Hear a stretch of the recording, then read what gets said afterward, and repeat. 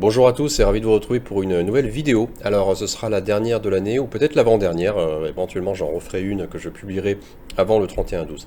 On est parti donc pour un sujet aujourd'hui day trading qui m'a été recommandé, soufflé par l'un d'entre vous dans le Discord. Donc n'hésitez pas à vous abonner au Discord, hein, vous avez le lien dans la description. Et donc aujourd'hui nous allons parler de day trading justement. Je vais vous parler un petit peu de mon approche de day trading.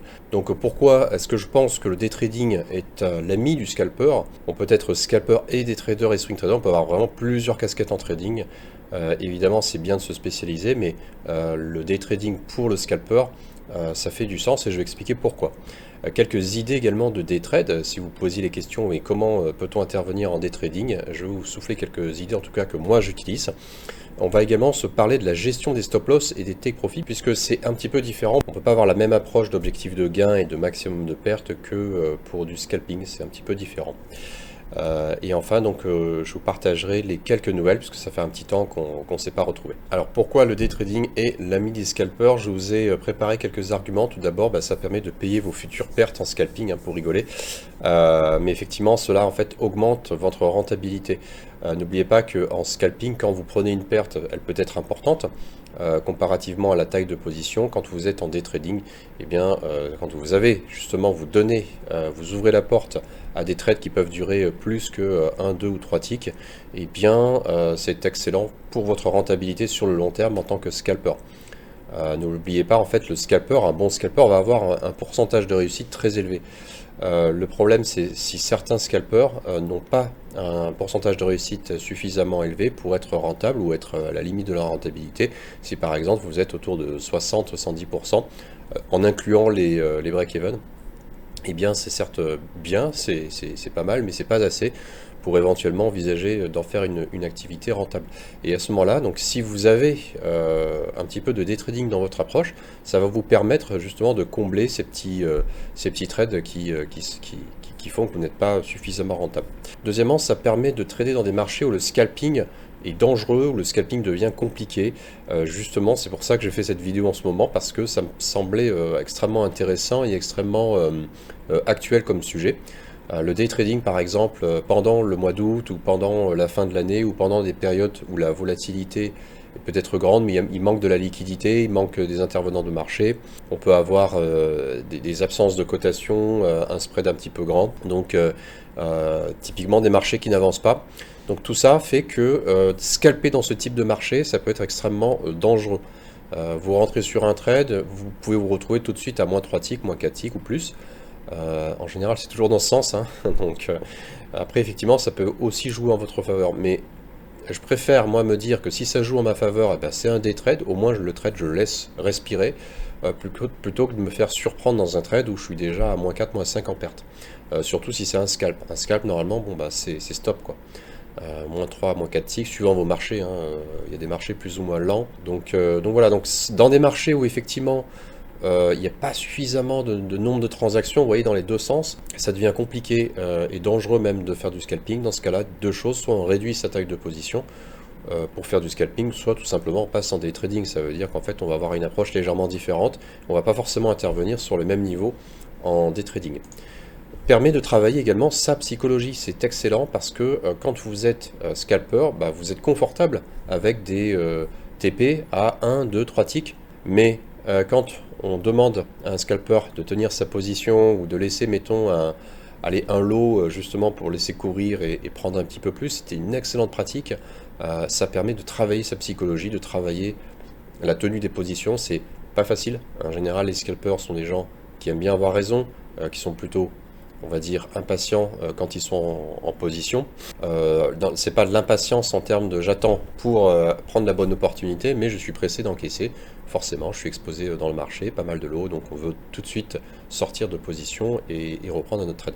Donc ça permet de faire travailler sa psychologie. C'est compliqué déjà de tenir un trade qui est en perte. Donc dans un day trade, c'est normal d'avoir le marché contre vous un petit peu. Vous allez en fait miser sur une zone et probablement, je sais pas moi, 50% du temps, vous ne serez pas tout de suite bon sur cette zone-là. Donc c'est normal d'avoir un petit peu de latent, mais très souvent, il est plus facile d'avoir un latent négatif que de tenir un trade qui est déjà positif. Je pense que là, on s'accordera sur sur ce constat. Donc travailler sa psychologie justement pour tenir des trades, au-delà de 6, 7, 8 ticks par exemple, ou 10 ticks, bah moi c'est des trades que je fais hein. En ce moment, c'est des trades quand il y a de la volatilité sur les marchés comme en ce moment, que ce soit sur les obligations ou d'autres classes d'actifs, eh bien c'est pas hyper compliqué. C'est vrai que des fois on peut avoir gain de cause en 5-6 minutes, c'est excellent, on a pris 10 ticks en 10 minutes. Parfois ça va prendre peut-être beaucoup plus, hein. Ça peut prendre des fois, je sais pas moi, une demi-heure, une heure avant de sortir de sa position. Ça peut monter, puis stagner, puis redescendre un petit peu à votre niveau d'achat, et puis une accélération haussière fulgurante que vous auriez jamais pu prendre en scalping, vous fait taper votre TP immédiatement au bout de 45 minutes, vous voyez. Mais au moins vous êtes dans le marché et vous avez récupéré, vous avez pu prendre ce train-là puisque vous étiez dedans. Vous avez pu prendre cette accélération-là puisque vous étiez dans le train déjà. C'est ça l'intérêt. Et parce que, évidemment, dans des marchés comme ça qui peuvent être très calmes à 80% du temps et des fois très explosifs, bah, le scalp c'est compliqué, quoi. On peut pas on peut pas l'attraper, vous voyez. Donc c'est ça en fait l'intérêt. Enfin, un point très important, et peut-être que j'en conviendrai avec vous, un ou deux day trades dans votre journée peuvent vous faire votre journée. Mettons, si vous divisez par deux vos tailles de position pour prendre des day trades, alors qu'au lieu de prendre 2 ticks, vous allez prendre 10 ticks, on s'entend bien que ça peut être extrêmement rémunérateur. Par contre, il faut être extrêmement patient parce que il faut attendre les zones, les bonnes zones. Et s'il n'y a rien, il n'y a rien. Comme je le dis très souvent à mes étudiants, le marché ne vous doit rien. Il n'a pas été convenu avec le marché qu'il doit vous donner votre paye aujourd'hui, vos 10 ticks ou vos 20 points sur le DAX. C'est pas convenu d'avance. Donc il faut être extrêmement patient, mais c'est vrai qu'un trade à 2 trades, ça peut vraiment faire une très belle journée. Alors je vais vous souffler quelques idées de day trade. C'est pas une recette de cuisine, prendre des day trades, ça vous verrez la partie recette de cuisine un petit peu plus tard. J'ai quelques idées aussi là-dessus, mais je vais vous donner des idées de day trade. Ensuite l'exécution elle restera à faire de votre côté ou à parfaire. Donc déjà les plus bas, les plus hauts de range. Donc je vais vous donner donc un petit peu toutes les idées. Donc les plus bas ou les plus hauts de range, ou les plus bas, les plus hauts du jour, de la semaine, du mois ou de l'année là, puisqu'on est à la fin d'année. Ça, ce sont d'excellents niveaux que vous pouvez shooter à l'achat, à la vente, et ça marche, je sais pas moi, mais quels que soient les marchés, j'ai toujours constaté que ça marchait très bien. Il faut également regarder, prendre en compte tout le contexte. Il ne faut pas vous mettre à l'envers du marché. Si le marché, par exemple, j'imagine à l'heure où je tourne la vidéo, donc hier c'était au FOMC, si le marché était en train de plonger, je ne vais pas essayer de l'acheter tout de suite. Donc il y a quand même des petits moments à attendre. Il faut attendre effectivement ce que j'appelle un retournement de marché. On ne fait pas des paris. Donc il faut attendre une stabilisation de marché, puis un retournement. Il faut attendre, si vous voulez prendre un achat, vous allez attendre que les vendeurs reviennent progressivement dans le marché, et ensuite vous allez attaquer le rebond. Donc c'est comme ça que ça se prend. On n'attrape pas, comme on dit, un couteau qui tombe, sauf si vraiment c'est un niveau incroyable, mais même en fait il y a toujours la possibilité de rentrer dans le marché un petit peu plus tard. Et vous le savez, vous regardez les graphes, vous savez que sur vos charts, vous avez cette vérité-là qui est là.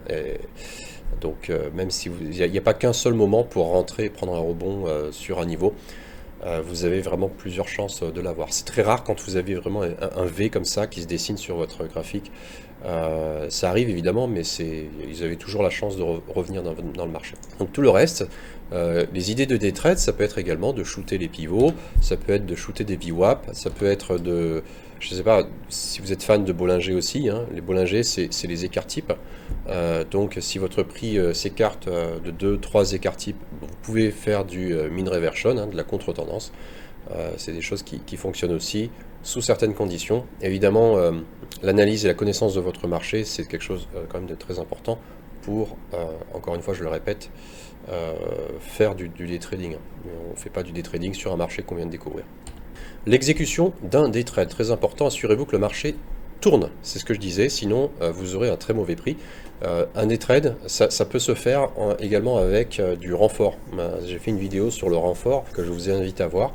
Le renfort, moi, c'est quelque chose que j'utilise donc en day trading, pas en scalping, mais en day trading. En scalping, il n'y a qu'un seul prix, qu'une seule taille de lot, et c'est tout. Je peux laisser un runner, donc un reliquat courir. Ça, c'est des choses que j'aime bien faire. Par contre, le day trade, c'est le day trade, et donc vous pouvez avoir une ou deux, par exemple, un ou deux renforts. Vous voyez, donc qui dit des renforts dit également des allègements de position. Vous renforcez, vous allégez si jamais il y a. Parce que renforcer c'est très bien. Vous voyez que vous êtes en difficulté de 4-5 ticks après le renfort, c'est bien d'alléger un petit peu, de rendre un petit peu pour pouvoir renforcer un petit peu plus loin. C'est pas grave. Vous rendez 4-5 ticks, vous renforcez un petit peu plus loin. Donc à moins 10 ticks, probablement, si vous avez une belle zone, vous pourrez renforcer. Mais les renforts et allègements, c'est à utiliser donc effectivement dans les deux sens. Mais dans tous les cas, s'assurer que le marché tourne. Alors c'est pas évident parce qu'il faut avoir un petit peu d'expérience sur le marché. Je le répète, hein, c'est une connaissance du marché, c'est une connaissance de votre marché. Il faut savoir quand est-ce qu'il tourne.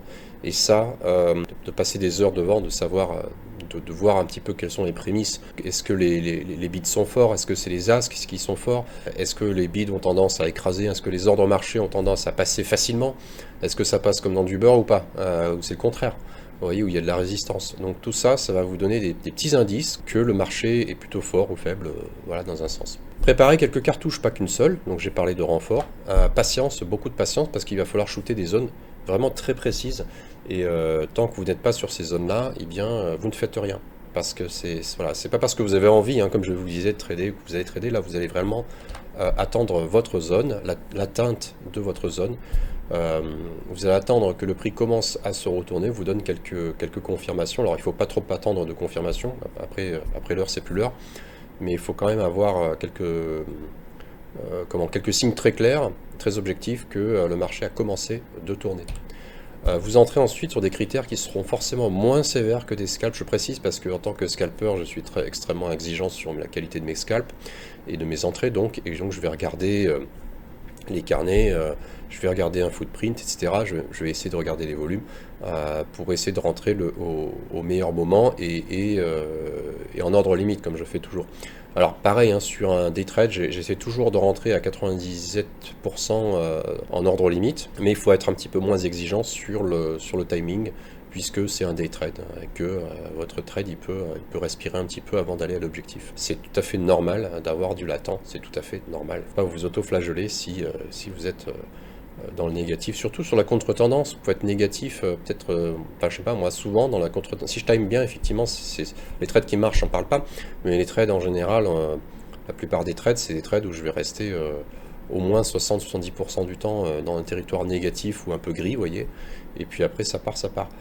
Mais c'est complètement normal, d'avoir ces périodes-là qui représentent beaucoup de temps. Alors la gestion des take profit et des stop loss pour un day trade, donc DT c'est des trades, hein, vous m'aviez compris, un niveau graphique d'invalidation toujours, ça peut être une bonne idée, ok. Par exemple, vous rentrez sur un prix, je sais pas moi, un niveau symbolique, et vous voyez que ça marche pas, de deux choses l'une, c'est-à-dire que le niveau en fait n'est pas juste. Donc ça vaut peut-être pas le coup de renforcer si vous êtes déjà trompé sur cette position-là, parce que le marché ne régit absolument pas là-dessus. Peut-être qu'il y a du fondamental, peut-être qu'il y a des choses comme ça. Donc dans ce cas-là, il vaut mieux laisser le trade, patienter et le prendre un petit peu plus bas par exemple. Voilà.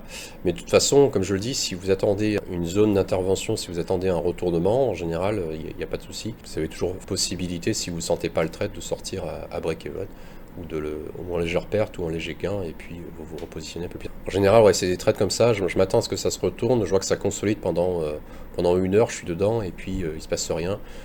Je vais couper, puis je vais reprendre un peu plus tard, quoi. Ça peut être un daily stop, ok, votre max de perte pour la journée, ça peut être en fait une limite, puisque vous allez faire une ou deux opérations, donc ça peut représenter votre stop loss, votre max de perte à la journée. Donc voilà, si vous n'avez pas beaucoup d'opérations, ça peut être donc un des seuils, un des paliers à ne pas atteindre.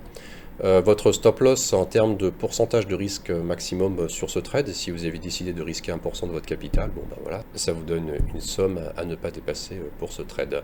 Pour un TP, on va viser plus large qu'un scalp, ça c'est extrêmement important, vous n'allez pas prendre un risque de 10 pour 1. Pour autant, moi je ne trace pas mes risques reward sur le graphique, comme je le dis, hein, le marché ne me doit rien, donc je vois beaucoup de capture d'écran là sur les réseaux sociaux de gens qui rentrent avec des risques reward, mais pour moi ça n'a absolument aucun sens.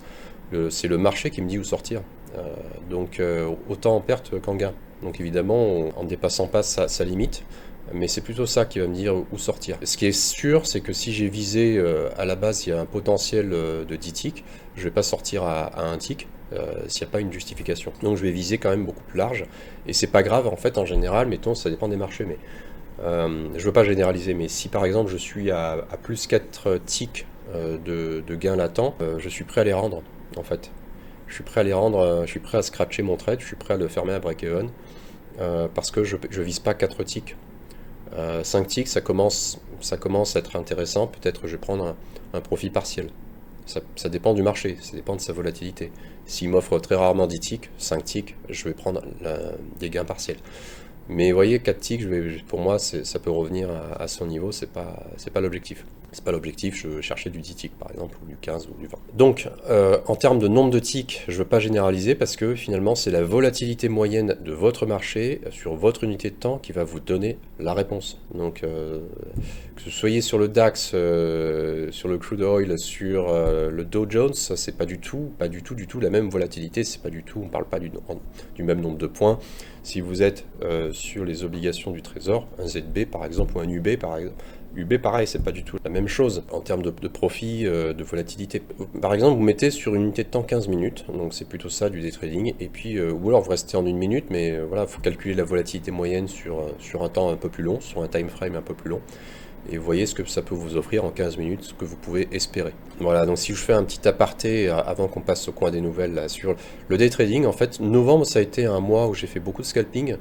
Et on va dire un quart de mes positions c'était des day trades, des trades que je laisse courir ou où je vais taper des zones bien précises. Et sur le mois de décembre, on va dire que les trois quarts de mes positions, voire même un peu plus, je pense. 80% de mes positions, ce sont des day trades en fait pour ce mois-ci. Parce que là déjà en fait à partir de la deuxième semaine de décembre ça a été compliqué, j'ai vu que le marché on n'avait pas suffisamment de garanties sur des petits scalps rapides et précis donc j'ai switché en day trading, j'ai fermé la trading room aussi un petit peu plus tôt, je l'ai mise en sommeil parce que c'est pas du scalping, on est sur du day trade, c'est un peu moins intéressant, c'est 1 à 2 positions dans la journée, peut-être un peu plus, des fois moins.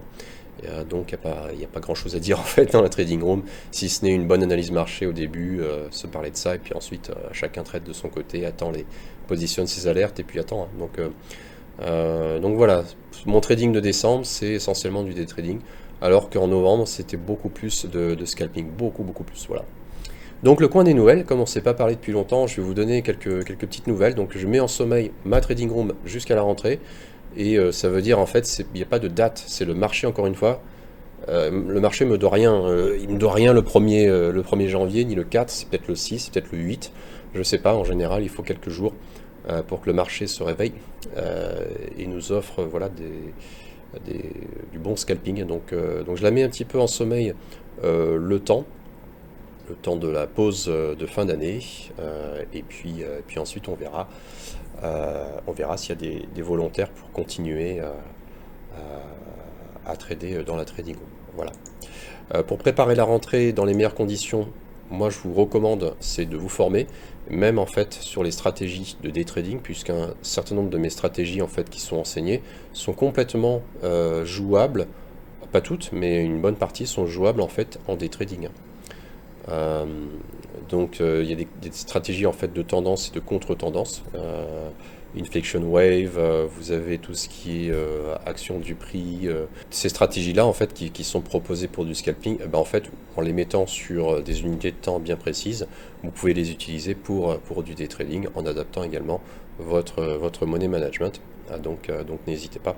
Et si vous avez des questions, de toute façon dans l'espace privé des élèves, vous pouvez me poser des questions sur la partie day trading, je vous répondrai vraiment sans problème. Dans Graph Trading, si vous souhaitez ces stratégies-là, donc il faut regarder la formation complète qui s'appelle Performance Scalping, et c'est une formation en fait qui inclut absolument tout.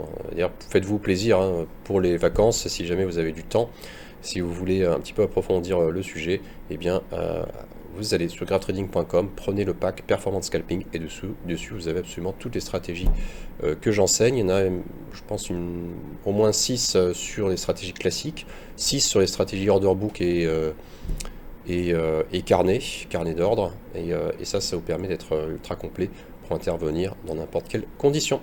Je vous souhaite un bon week-end, je vous souhaite un excellent préparatif pour ce Noël et le Nouvel An, si on ne se revoit pas d'ici là. À très vite, ciao.